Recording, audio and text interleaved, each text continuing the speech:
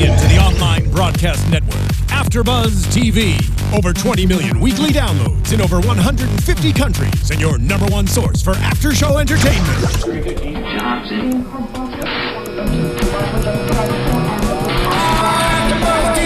AFTERBUZZ TV, the destination for TV superfans. Producing aftershows for over 300 of your favorite TV shows. Interviewing celebrities and showrunners. And bringing you behind-the-scenes exclusives. All thanks to E! Entertainment's Maria Menounos, producer Kevin Undergaro, and internet leader Akamai. Now, let the buzz begin! Hey there, Grimsters! Welcome back to AfterBuzz TV's Grimm After Show! It's time to talk about reptilian dysfunction here on AfterBuzz. Guys, I'm your host, Zach Wilson. Tweet at me throughout the week, throughout the show, at @ZachWilson. The whole panel's here today. Yael Tygiel. Hi, everybody. You can tweet at me live at Yael Tygiel. That's YAELTYGIEL. And I'm in the chat. So I got it. I got you guys. I'm reading. I'm following along. Tauri Miller. Hey, I'm Tauri J. Miller. You can find me at Tauri J. It's TAURIJAY. Yeah. You've done that before, but every time I'm just like, what is happening? We're excited. All right. Yeah, it's like a audible break. Separator. All right, anyway. So we're back in to Grimm this week. A lot of stuff going on here in this episode. We've got reptile monsters, potentially Nessie relative, in like outside Portland. We've got Nick and the HW. Still prefer to call them SGO. The SGO. Rosalie is dealing with some stuff from the past. Yeah. They are one person. Mm-hmm. They do not get separate names. Mm-hmm. And a little bit of some other stuff from Renard. Yeah, Renard. So first up, I want to talk about Nick and the HW. Oh, good. And this craziness. The SGO. Yeah. The SGO, the Secret Government Organization. Yeah. Yes. Or Meisner's minions, if you will. Ooh. Oh, nice. I like it. What are you guys thinking about this? What was really the bulk of this episode? Was this whole plotline with basically Nick being recruited? I really like it, and I think that our predictions and theories from last week, if you decide that that's how it's going, then it seems to be building that way. Yeah. I think this whole sequence was shot really cool, right? But it made you think when we see the two bedrooms, and Trouble's bedroom has a wall of guns, and Eve's bedroom has like a vanity with a mirror and her makeup and her nail, like a whole thing of nail polish, and then her wig rack. And it just shows you the difference between Trouble, the badass woman who needs weapons, and Eve, who is the weapon. Right. But also, I realized that they have cameras in their bedrooms. Yep. That was the thing I definitely went, wait a second. It's a little better now when you consider that, like, at least those are, like, we thought they were, like, cages. Yeah. Right. They're, like, bedrooms. They just, like, these people are assets. Mm-hmm. Yeah. And they treat them as such. Yeah. They don't get any privacy. They don't, their bedrooms are very Spartan and just, like, they're just there for them to prep for missions. Mm-hmm. But I love all of what they've built here with the HW. It still feels weird to say it. Yeah, no, the SGO. Yeah. I like Meisner's minions. Yeah. But I love what they've built because the thing is, when you have Vesson running around and causing problems across the world, and that Vesson are very much just integral parts of society, of course the federal government's going to have a branch that's dedicated to Vesson situations. And maybe it is kept very quiet so that most people in the government still don't know about it. Mm-hmm. But of course you would. So so thank you, writers, for just going with what the world would do and have a semi-shady government organization that is dedicated to dealing with Vesson problems. Mm-hmm. It makes sense. Meisner even points out that they are well funded and don't ask me from where. I was like, that's the writers going, whatever, just move on. We're not going to answer this. I'm not here to talk about child trouble. It also doesn't matter. Like, it's it's the government, and like the thing is, I can with what they've given me, I can fill in the blanks. Like that would be an interesting plot line to go down if they want to go there, but I also don't need it for what we're dealing with right now. Right. Yeah, you disagree? I just think it sets us up to, once this storyline is over, it's going to be one of those, but who was behind it? Oh, it was evil the whole time. You know what I mean? Yeah, well, I mean, I could see that, especially with the way that they maneuver. They're definitely a great organization because they do the whole brainwashing thing. But you could also think of them as like a shield in that when we had Wesen Hitler, Hitler, who happened to be a Wesen, who is our Red Skull in this situation, causes them to form an organization that it specializes in specials. And so then, now that someone else is continuing their, like, what he started, i.e. Black Claw Hydra, This is so good. it only makes sense that they are there. Okay. Yeah. Yeah. But so shield analogy, then it takes us back to the, can I spoil Shield if it's Try not to. from last season? Try not to. Do your best. Spoiler alert for Shield. Shield, for Agents of Shield. Thank Spoiler you. alert! Yeah. Spoiler. Okay. But like, who was behind Shield? Hydra was pulling the strings, right? Yeah. And then real Shield versus realer Shield, right? With Edward James Olmos. New And Shield. Real Shield versus realer Shield. Yeah. Right? So, that's, I feel like and it's, Orphan Black. Boo asks, so who's Captain America? I Nick? guess Nick is. Yeah. Or is it Meisner? No, Meisner's Coulson, I guess, in this analogy. Absolutely. All right, this is not getting us. So excited. This is not getting us anywhere. Meisner's Coulson. I'm in. Oh, I'm so in. I mean Nick is Sky. that's exactly it though. I really love doing this because it's gonna take our characters into a much grander scheme, a much bigger scenario. Yeah, and Rosalie's point where she was like, we decide together, whatever we do. I was like, well, I don't think that's how it works, Scooby Gang. Right. Like, if Nick ends up joining the SGO, that doesn't mean that you all can't say you're not going to join. And if you guys all decide you're not going to join, that doesn't mean he can't join. Well, what they're saying is they've been a team up until this point. Yeah. And that anything that they're going to do, they all trust each other, they all lean on each other. In a lot of ways, they need each other. To do what they do. I don't think Nick would have died 100 times by now. Yeah. If he didn't have the Scooby Gang. Sorry, they're arguing over who the Winter Soldier is, if it's Meisner or Trouble is Winter Soldier. Yeah, I guess so. No, I wouldn't. No, Juliet is Eve is the Winter Soldier. Good call. Yeah. Yeah, Mr. Goku Jr. caught that one. Sorry. It's not Meisner. All right, this is not a productive area of discussion. I feel like it is. I feel like it really gives people context for what's happening in Trouble's this show. Black Widow, for sure. Mr. Goku Jr., you're on top of it. Yeah. Okay, I'm done. Go on. Yeah, no, Nick is Cap. Juliet / Eve is Winter Soldier. Oh, for sure. Yeah. Trouble is We're going Falcon. This is not productive, so here's how it breaks. Yeah, but then we just started talking about Marvel, and then I got Okay. excited. Yeah. Okay, Now I'm sorry. like, who's Monroe and Rosalie? And Guys, can I ask a weird question? Always. It's about Meisner. It's normal. Oh, yes. I'm ready. So there were two things that kind of stuck out to me about Meisner this episode. The first thing was when Juliet suggested that he do to Nick what he had done to her. Yeah. Which kind of is like, well, what exactly did he do to her? But second was the chicken moment when he couldn't identify what was in the food, and then she just took a bite and said, it's chicken. Like, so to me, that was a weird thing to happen because it wasn't like, he's like, everything tastes the same. It was just like, I can't identify it. So it makes me feel like he is somewhat like removed from reality. Like he might have some kind of special ability, or he might be the epitome of what the Royals can do, in that like they must have a special power, and he might have that power, whatever it is.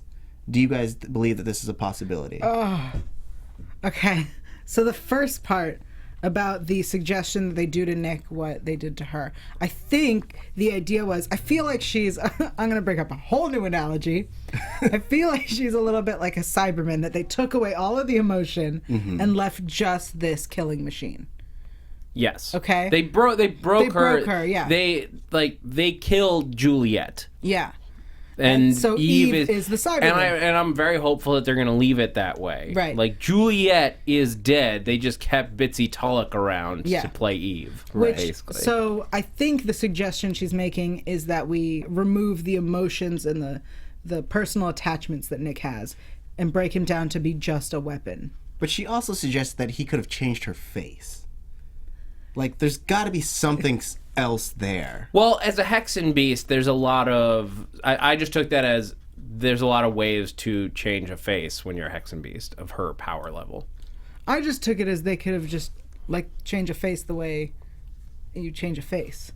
I took it as like any number of whether Face Off, whether through plastic surgery or magic, they could have just changed her face. Yeah, just beaten it to a different face. All right.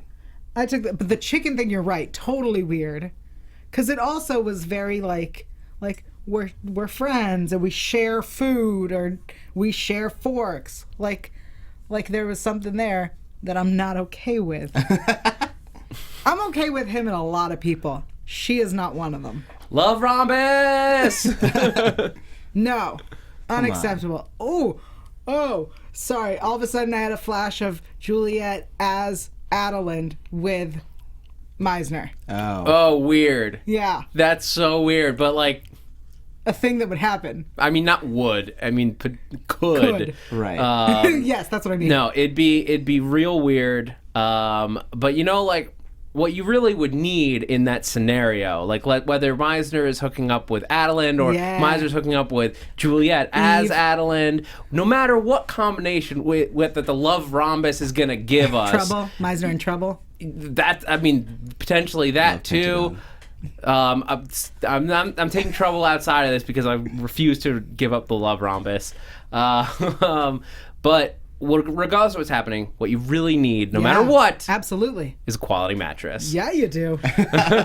I want to take a quick second, guys, to talk to you about one of our amazing sponsors that helps us bring the show to you free on all the platforms, whether you're enjoying this on YouTube, iTunes, SoundCloud. It's all free. And part of how we're able to do that is our awesome sponsors. And so, warranting that horrible joke was this week's sponsor, which is Casper Mattresses. And they make some very high quality mattresses that you can get them online. It was named one of the top inventions of 2015 by Time Magazine. That's how good these mattresses are. It's the perfect mattress for any type of sleeper. Just like their new sheets and pillows, the dual-layer pillow contains nearly 1 billion microfibers that adapt as you move and keep you supported and cool throughout the night. This is new types of technology going into your mattress because you spend a third of your life sleeping, so you might as well get good sleep while you're there. So if you need a great night's sleep, you want to stop counting sheep because it's not effective. And I wish I had the name of the sheep Vesson pulled up right now so I could make that joke, but I don't. But the best part is you can try it for 100 nights in your own home with free shipping, and you can return it if it doesn't fit your needs. Satisfaction guaranteed. So the way to help us out, the way to find out about the Casper, more about the Casper mattresses, and get your own is to go to Casper.com and use the code AFTERBUZZ TV. One more time, that's Casper.com AFTERBUZZ TV, and if you put in that code, get $50 off your mattress. So you can start saving right there with Casper Mattresses. When you want to get your love rhombus on, go to Casper Mattresses. So yeah, Casper.com. Terms and conditions may apply. Be sure to check it out. And let us know how your Meisner situations are doing. I think Yael may be getting her Casper mattress together to lure Meisner in. I'm going to be honest. Meisner should try the Casper mattress. And Yael is offering if he needs somebody to help him try it out. Yeah, we got a durability test. Right, 100 nights free. Yeah. That's 100 nights you could be building mattress forts. You could order a bunch of them. Yeah, that's what I was thinking. Oh man. All right. Anyway, The chat is very upset that there was no Natalie in this episode. Yeah, I mean, well, we didn't need her in this episode, much like we didn't really need the Best of the Week storyline, but we'll get into that. Okay. But again, while we're still talking about the SGO HW letter soup, Letter soup in a bowl like tonight. Yes. Yeah, I mean, so what do you guys think? Is their relationship? Do you honestly? Do you guys think that there's more to Juliet and more to Eve and Meisner's relationship than just coworkers? That thought crossed my mind a few times, a few different times, in a few different ways, and the food thing really was as though something had happened. And with the flashbacks of how she was broken down, I feel like I've been watching too much Arrow, because I was like, oh, they're going to be flashbacks of how she was built back up, which will include them getting close and whatnot, which I'm not okay with. That is all. All right. Tauri? I don't feel like there's anything romantic between them. I feel like she's basically a robot at that point, or at this point. And other than the Adeline smile that we had a couple episodes ago, I feel like Meisner is relatively asexual. Whoa, Tauri, you just upset Yael in such a big way. I disagree with that statement, yeah, not just on Yael's behalf, but because Thank you. we saw him dreaming about Adeline last week. Yeah. And that kind of fantasizing is not, you don't do that if you're not, pining after somebody. And the phone call when they recognized each other's voices, that's true love right there. Oh, yeah, definitely. I know that when I recognize someone's voice on the phone, I love them as well. Yeah. Yeah. I mean, I stand by that there is there is definitely a connection between Meisner and Adeline. Adelisner is not necessarily what I'm shipping, because I still have this weird, I still like Natalie, even though it's such a bizarre situation. I just like the chemistry is very good between those two characters. As far as Eve and Meisner go, she was stone cold for most of it, except for that moment with the rice and the chicken. Yeah. It was very shades of Juliet, and the snarkiness. And I know that that's the style that the show is written in, but that was not robotic at all. Or at least the delivery wasn't. Maybe the line was, because the line is, it's chicken. It could have been that she just was leaning a little bit more towards Juliet in the delivery. Right. Maybe we're overreading, but no, it was weird that he couldn't taste it. Yeah. Look, I think it's gonna come back. Yeah, I think it's a thing. But the chicken's gonna come back. Yeah, they're gonna flash back to that moment, and it's gonna ripple throughout the rest of the season. No, the chats are going crazy, guys. Just so we're clear, I believe that Nick and Adeline, that's a thing, right? It's happening. It's blossoming.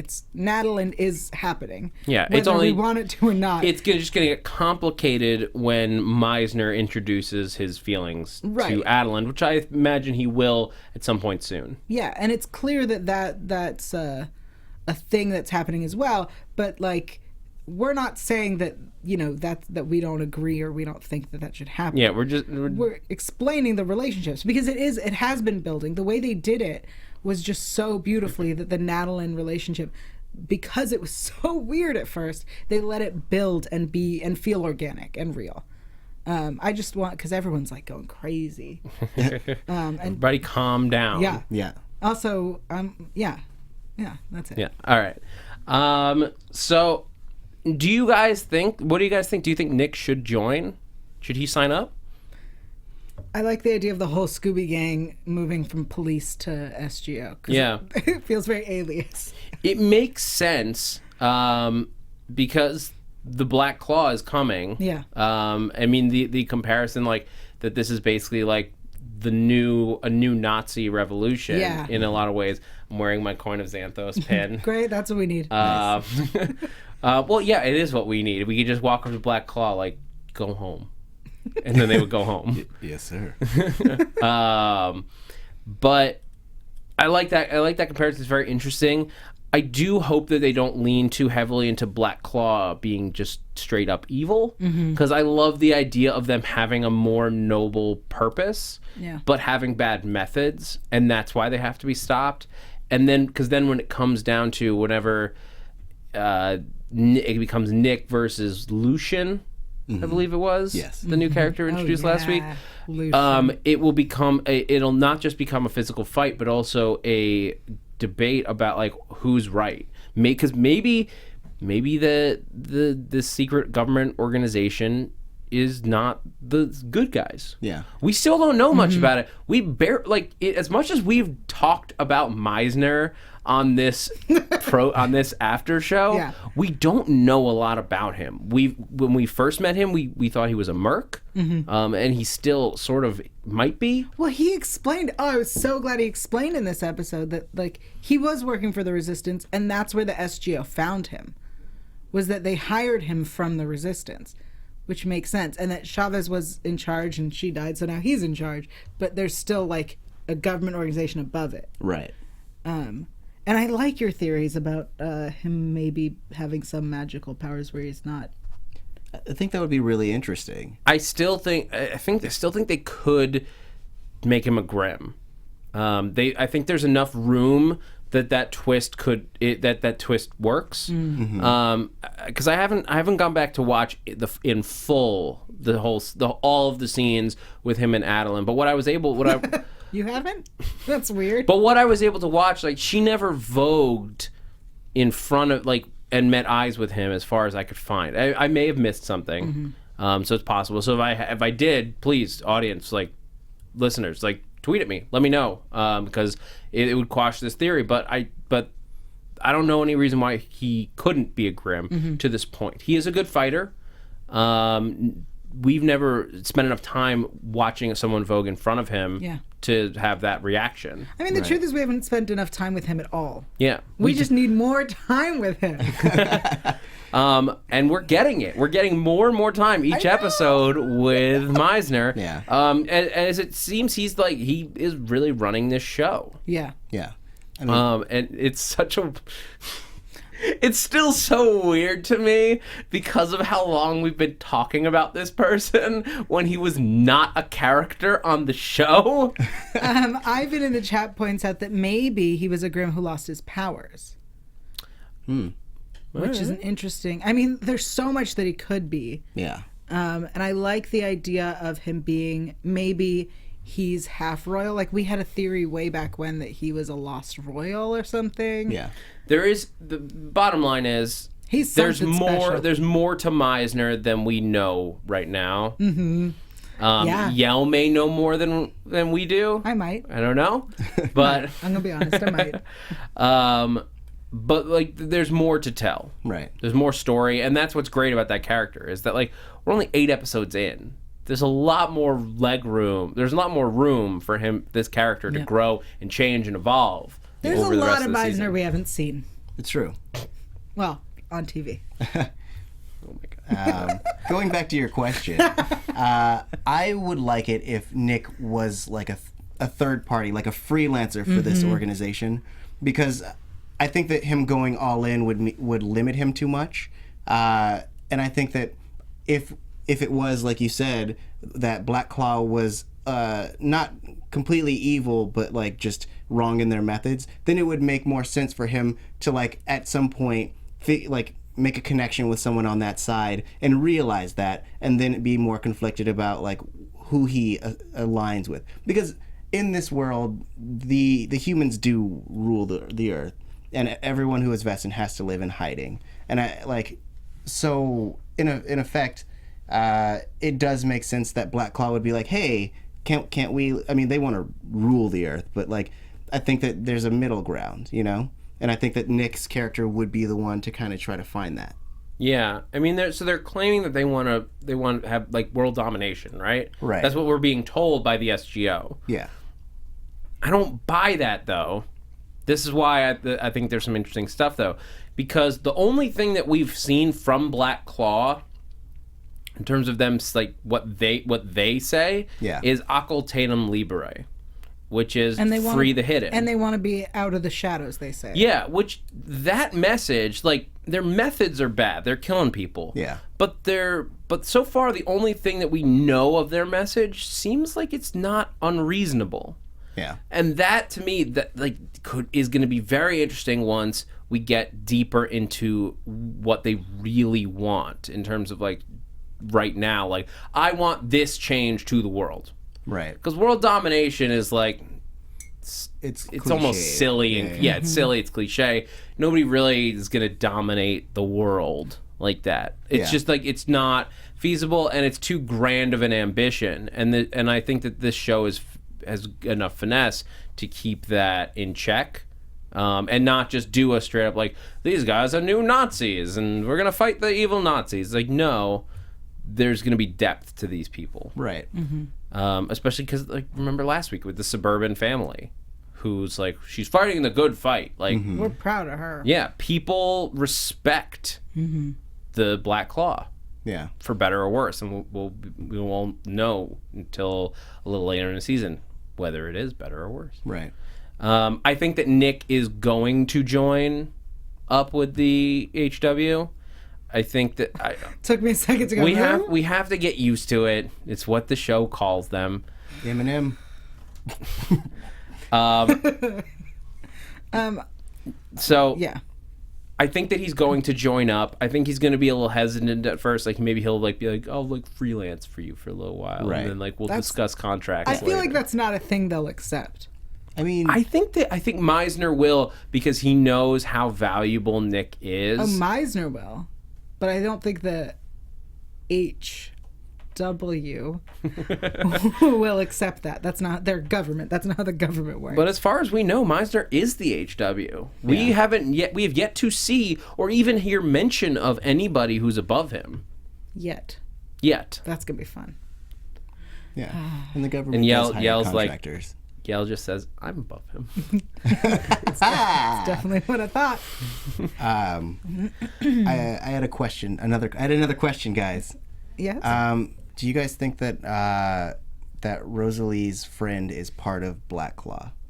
Yes, I had the same thought. Yeah, that did occur to me. So in this episode, Rosalie got a letter from Seattle. Another one. A second letter. Like, I thought, look, and this is the voice that I was like, I thought you said you were going to reach out after Carlos died. Yeah. I don't know what that voice was, but I don't like it. Exactly. Sorry, shady character. With the HW, Mr. Goku Jr. says Meisner is Harrison Wells. Nice. Sorry, it's Flash reference. So is he Nick from Earth 2? Okay. I thought, sorry, real quick back to, Meisner. So when they're outside in the foresty area looking at the graveyard, and Trouble is out there watching, that's when I went, that we found Trouble in Paradise, right? There's this beautiful forest. Like, the SGO is the spinoff of Trouble in Paradise. Interesting. Okay. That's the shit. Guys, they wrote it. I don't know if Paradise is a gray-walled room with a camera in it, watching everything you do. This doesn't sound like your kind of paradise. Sounds like the Dylan's really paradise. Happy. Yeah. Dylan and I will enjoy this paradise. Oh, all right. Sorry. So, yes. But we don't really know anything about this guy that's writing Rosalie, except that it has something to do with when Rosalie had a drug problem. Right. He seems to have felt that they had a relationship. She did not. Yeah. I get the feeling that they were probably lovers in some way, or like they hooked did up drugs at and one. hooked up. Yes. Yeah. At that, yeah, not like in a full relationship, but like in a different sense. Yes. Right. They did drugs and hooked up. Yeah. On a regular enough basis. Because they were high. Yeah. That does not make a relationship. Or the softer version of that is that he was just her dealer, and that relationship of just dealer and junkie. Okay. Right. could be it. Either way, this guy is very much attached to Rosalie, and no question is coming to Portland soon. Yeah. Like the letter implied strongly, and basically like, yeah, the show is setting up for whoever this is coming to Portland. I do think you're right, Tauri. I think that they're going to be Black Claw. They're going to try to recruit her, and she says she's going to go to Dark Place. Maybe she goes undercover.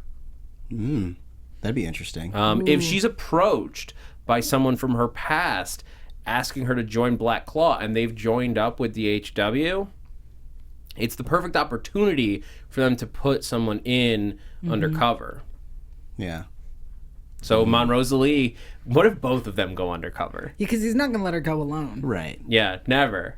But I'm going to be honest. I'd believe her undercover. Him, no. No. Not at I'd all. be like, listen, Professor. Well, but if this movement has enough people that are backing it, that like that suburban family was like, this is good, then it seems like all walks of life are supporting the Black Claw. Well, because it's join us or die, right? Well, yeah, that makes it. Yeah, I guess we should join. Yeah. Lydia thinks that Rosalie's ex might be the leader of the Black Claw, which would be Lucian. Oh, I like that. Good call, Lydia. I like that. Yeah, I mean, it could like I like Lucian. another square-jawed man for Yael. This show is so good to me. But yeah, I mean, I think that I don't know that that's necessarily going to be the twist. I think that they would be a lower down person But I within really Black want Claw. it to be Lucian now. He'll have plenty of time. Dang it, Lydia. That was a really good idea. Yeah, it would be cool. It'd be interesting. Yeah. All right, so that's really for Rosalie. I think we got to talk about the lesson of the week. You don't want to talk about Renard first? Well, his story is just as separated from all of this as Rosalie's like Seattle guy is. All right. If not more so. So the Vesson of the week. This like it frustrates me a little bit because it's cool. This is a cool little story. Yeah.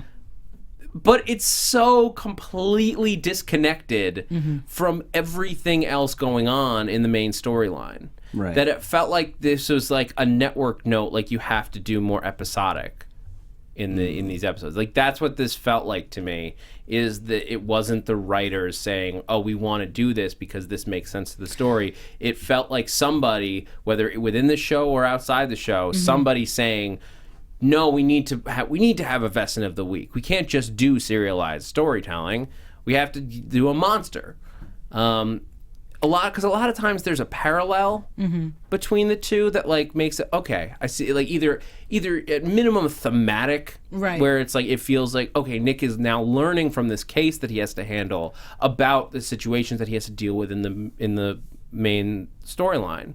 I think the way it connects is back to the the Black Claws trying to be out in the open, and we have the other police guy who was like, you guys deal with weird things all the time. This one's so weird. How do you explain it? So weird. Which takes us back to, them making up weird, crazy stories to cover it. That's fair. Right. If that's true. That's the connection. If that's true, I would have liked them to lean a little further into it. Because, like, I get when you say it that way, like, I get it. Yeah. But I think that then, if that's the case, I would have liked Nick to question, like, the fact that, like, people outside of their department and their thing, like, now know that this particular detective is known for weird crimes. Yeah. Because if you're a Vesson, like, if that's out there as, like, public information that this small town sheriff has, then a lot of people know about it, and it's becoming a bigger issue than just, we got to go help with this weird case. Right. Like, people getting wind of that when Vesson are everywhere is a big deal. Yeah. And they play it off like it's not. So that's why, like, so I get that there's a little bit of a connection there. I wanted to be stronger. Grasping at straws there. No, but I think you're right. I think you're right that is sort of the implication. I just think they needed to lean into it a little bit more.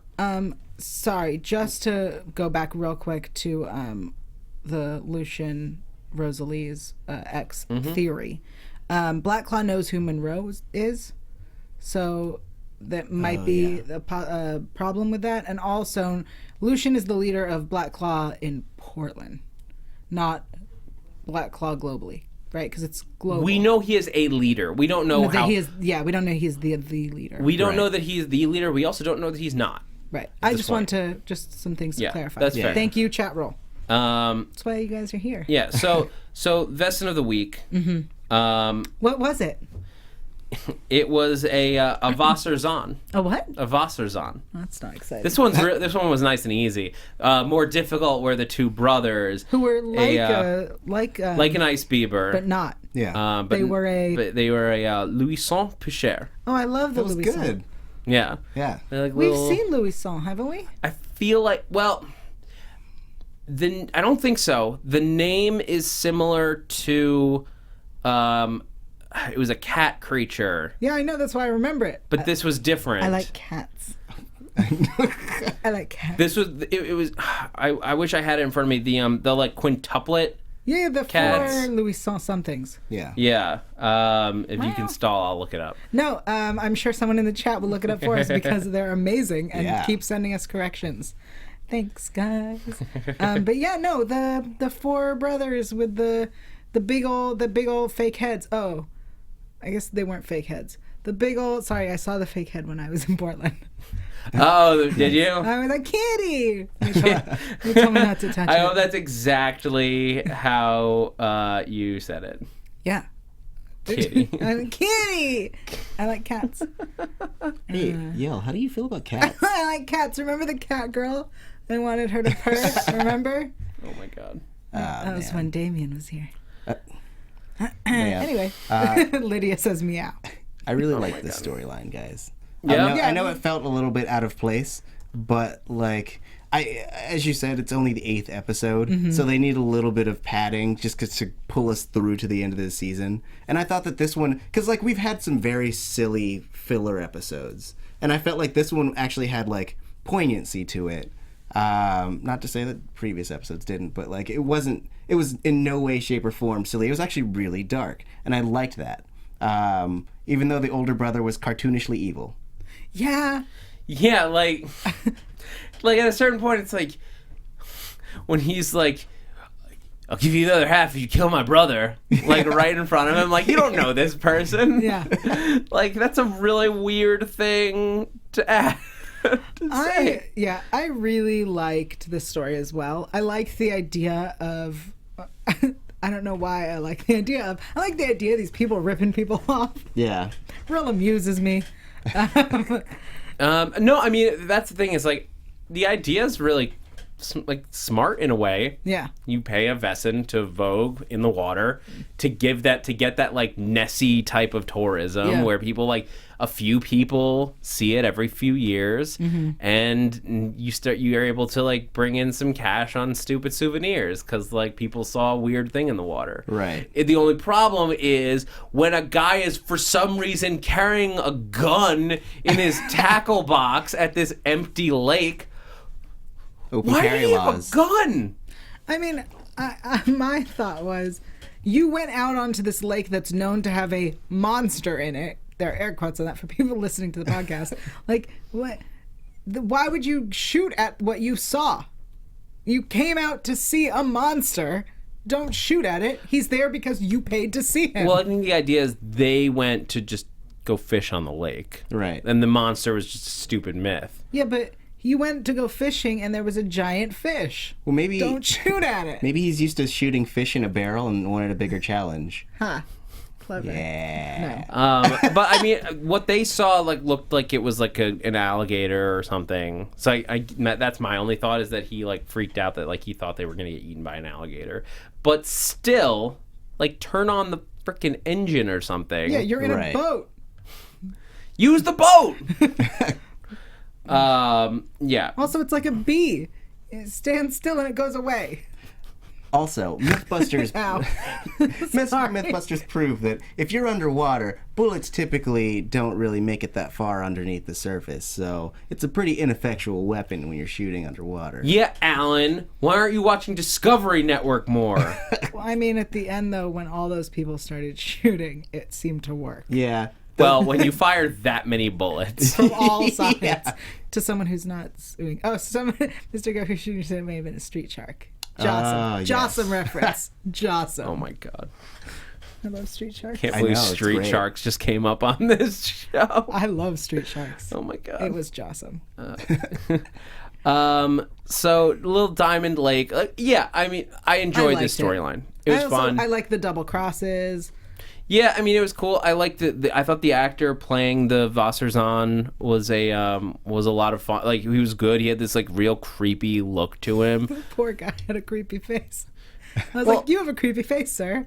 We're going to cast you in this creepy role. I want to think that he like he put some work into that, like, for the episode. That Yes. he's not just walking around like with that. a creepy face. But either way, he did a great job being this like guy who, like, at first you're like, he just someone was shooting at him. It was sort of self-defense, at least knocking him out of the boat. Yeah. And maybe not like ripping him to shreds. And then, but he did seem very cool with like doing it again Yeah. when he kills the teen. Stupid teens. Why would you go swimming in a lake where like somebody got just murdered? Because he was going to get it on with the girl. Yeah. I mean, I guess also she initially was also the dumb one. She was gonna get it on with the guy. Yeah. all She was like, Fair enough, we need guys. to get 20 feet out so we can get it on. Yeah. Not that like the whole group can't still see them or Right. anything. Not that you're still within the light of the fire. We're just going to go over here and get it on, guys. Yeah. Yep. So anyway, I mean, any other thoughts on this? I mean, it's a pretty straightforward story. It was good. It was fun. That's the thing. It's like, I liked it. The story was cool. I like that they're like drawing comparisons to like the Loch Ness monster. Like, this is where that stuff comes from. Yeah. But like, it just, in terms of the whole episode, didn't do a lot for me. And this is mostly because I'm super obsessed with Hunchback of Notre Dame right now. But I also did like the theme of like, who is really the monster in this situation? And it happened to be like the guy who sold out his brother, as opposed to the guy who was actually playing a monster. Right. Yeah. So Nice. what makes a monster and what makes a man? Okay. I also, Are you a man or are you a monster? okay. Yeah. A man. Or am I a vessel? Moving No on. backup? No. I don't get any backup on I that. don't sing. See, I don't get any help from these guys. No respect. Nice. All right. Renard! You were saying? Renard. Let's talk about Renard. So Andrew Dyson for mayor. This Yeah. plot line that has just popped up for like 30 seconds at a time makes a reappearance. Which, I mean, I kind of feel like that's how whatever season 1 was. I don't remember what it was. Was it the coins? Or was it the keys? Whatever. Every episode had like 30 seconds. It's kind of like Missy. It's like Missy and her iPad. Or Right. Missy in heaven. Sorry, guys, Doctor Doctor Who Who. reference. Yeah, Missy, who was like, welcome to heaven. What? That's it. That's all you get. 30 seconds each episode. Yeah, they're planting seeds, and they're not the only ones. Am I right, Renard? Am I right? Yeah, good one. Yeah. Well done, sir. My so, only yeah. complaint about this Renard situation is that we did not see him shirtless. I'm gonna be real honest. This season, Did you notice that they added him shirtless to the opening Yes, credits? I very much I'm pretty did. sure that wasn't there last week. it was. It wasn't. Yeah, it was. But we were too distracted by the fact that they threw Eve back in Right. because that was amazing. But no, that's how they've been opening it this season. I would really like it though if we're gonna see this insinuated hookup, that we at least get to see him take his shirt off. She can also take hers off. That's also welcome. Fairness to everybody. Everybody should, if we're going to do it, let's do it. Yeah. Well, I'm sure there's going to be a scene where he wakes up and gets out of bed and she's going to be in there and he's going to look in the mirror and be like, life's good. It better be next week. There's just been a very lack of shirtlessness this season. So basically we got this scene, just to like recap a little bit so we can talk about it, because what we got was just Renard like giving a speech to help out like this guy that he's helping. He's going to officially endorse. Run for mayor. This has to be important, right? Like, so we're still assuming that this guy Dixon is Black Claw, right? Like we talked about the last time. Now we have names and stuff to apply to it, but I assume he's not good.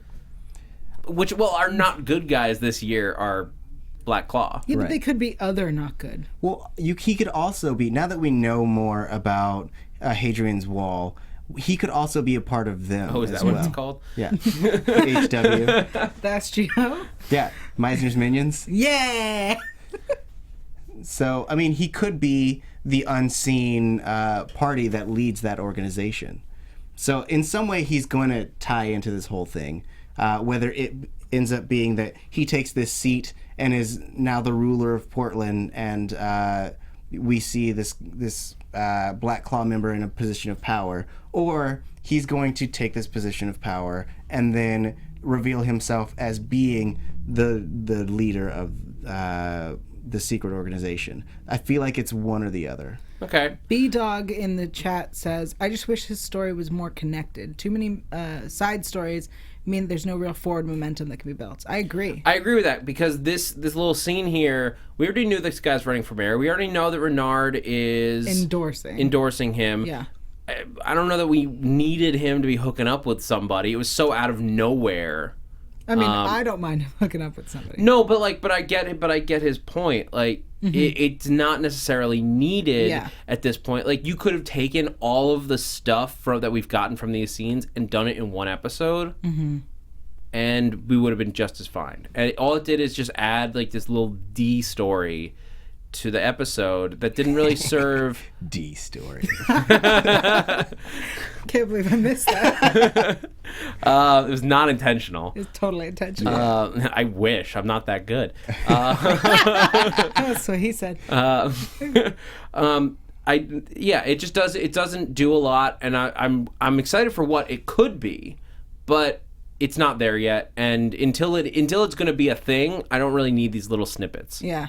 And so I'm hoping that this means that next week we're going to get payoff on it. Like, this was like just to remind us that it's a thing, and then next week we'll actually get some like forward momentum on the story there. I do want to point out, and I watched this with subtitles, and the funniest thing was, I don't know if it was on all of the different closed captions, but Hulu's closed captions for it, when as soon as they started to get like, as soon as she started to like she closed the door and make like her moves, it just put like brackets, CD music. Yes. It was kind of glorious. You guys are so funny.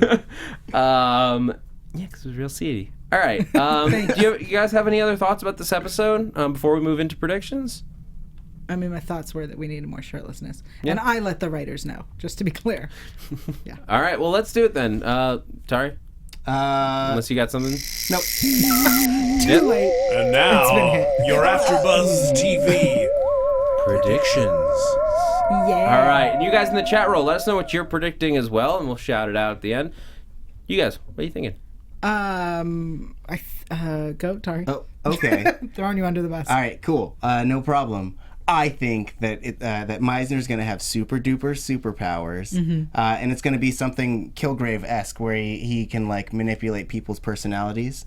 So like he essentially can erase them and put it back in. This explains everything about Yael. Wait, I'm sorry, my personality has gone nowhere. It's exactly the same. Yeah, but it's the way he likes it. Yeah. He's been manipulating you from the very beginning, Yael. I'm dying. I do think that Nick will end up being a free agent. I like the idea of these two organizations being both going about things the wrong way and him being the intermediate between the two. So I hope that happens. Yep, that's it. Mr. Goku Jr. in the chat says he predicts Renard's friend, the Dixon. Yeah. Is that his name? The guy running for whatever. That he is the leader of Black Claw. I think we're supposed to start getting real key heavy soon. Yeah, there's all those basically reports that the keys are going to make a big comeback. Right. Thank God. We've been stalling on that storyline for 5 seasons. Or I guess 4 seasons. The Gamer Girl says, I predict that HW is forming an army of good Grimms, good Vessin, brainwashed bad Vessin, half Grimms against Black Claw. Also, I don't know how to say your name, sorry, predicts that Nick will have a romance with Eve, which will push him towards Adeline. I do not support that.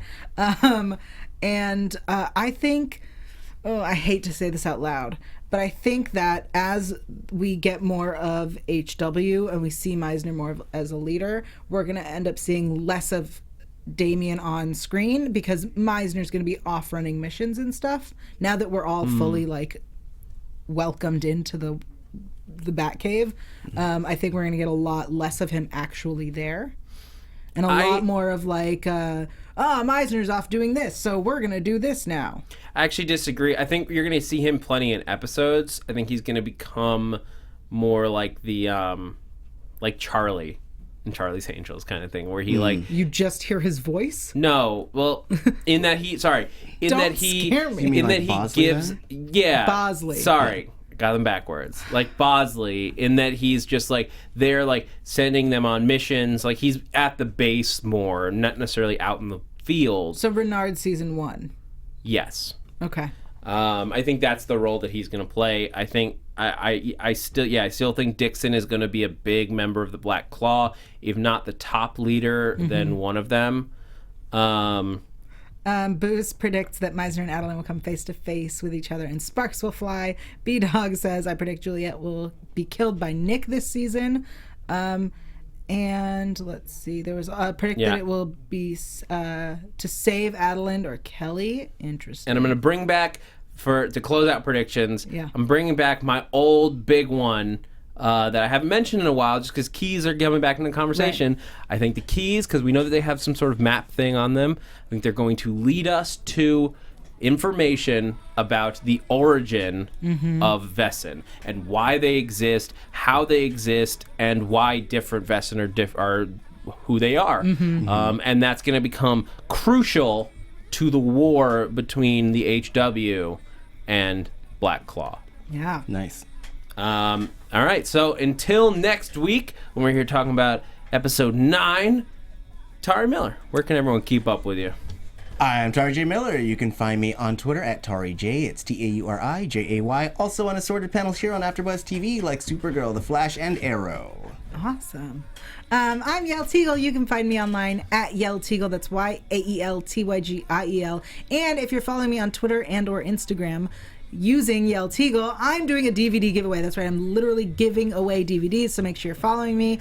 And I have a new podcast. You can check it out. It's called Intimate Interrogations. It's free on iTunes. Yay. And you guys can find me on Twitter and Instagram at @ZachWilson, ThatZachWilson, and also on YouTube now at the same place, That's Zach Wilson, where I've started doing some videos talking about TV and stuff. Got some stuff talking about Doctor Who and questioning, is Marvel making too much stuff? I investigate.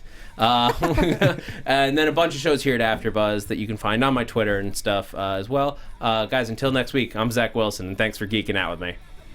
From executive producers Maria Menounos, Kevin Undergaro, Phil Svitek, and the entire AfterBuzz TV staff, we would like to thank you for listening to the AfterBuzz TV network. To watch or listen to other after shows and post comments or questions, be sure to visit AfterBuzzTV.com. I'm Sir Richard Wentworth, and this has been a presentation of AfterBuzz TV. Buzz you later. The views expressed herein are those of the hosts only and do not necessarily reflect the views of AfterBuzz TV or its owners or principals.